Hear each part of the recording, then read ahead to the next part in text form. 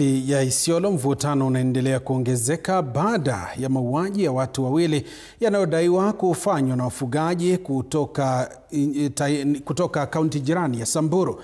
Viongozi wa kaunti hiyo sasa wameipa serikali ya kitaifa makataa ya saa 48 kuwaondoa wafugaji hao kutoka maeneo ya malisho ya Isiolo. Mwandishi wetu Winnie Ali anaripoti.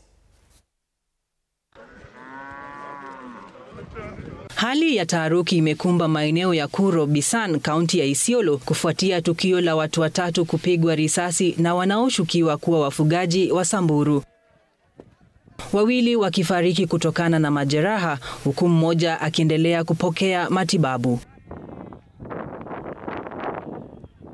Gavana Guyo na mwakilishi wa kike Mumina Bonaya wamekutana na jamii ya wafugaji wa Isiolo na kutoa makataa ya siku 2 kwa serikali kuwaondoa wafugaji wote kutoka Samburu ambao wamevamia maeneo ya malisho. Juzi tumepoteza watu wawili kwa sababu ya majirani zetu wametoka kutoka kwa kuja pande hii.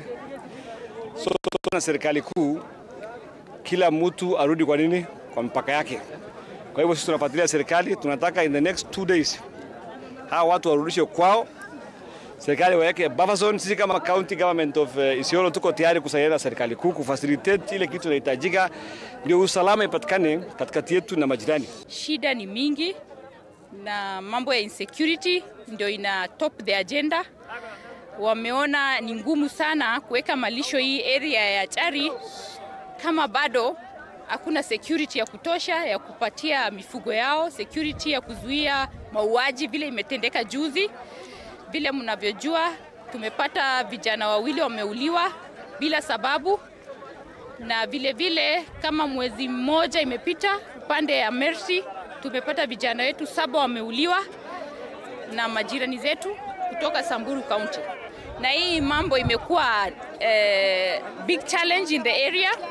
Na kama viongozi leo tumekuja kukaa na wao kujadiliana namna ya kutatua hii shida. Zaidi ya mifugo 100,000 inadaiwa kuwa imefurika katika maeneo hayo, hali ambayo imeweka shinikizo kubwa kwa malisho na kusababisha migogoro ya mara kwa mara kati ya jamii hizo. Hapa inaweza kuwa 1,100 na kitu, kiwa ng'ombe, mbuzi na ngamia. Na naonekana iko vita itatokea. Kabla vita haijatokea tunaambia hawa warudi kwao. Hayo ndio tulikuwa naye siku ya leo.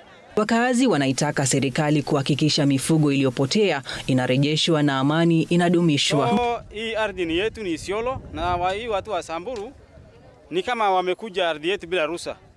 So ombi yangu, naomba serikali awarudishe mali ya Samburu kwao, sababu hapa si kwao.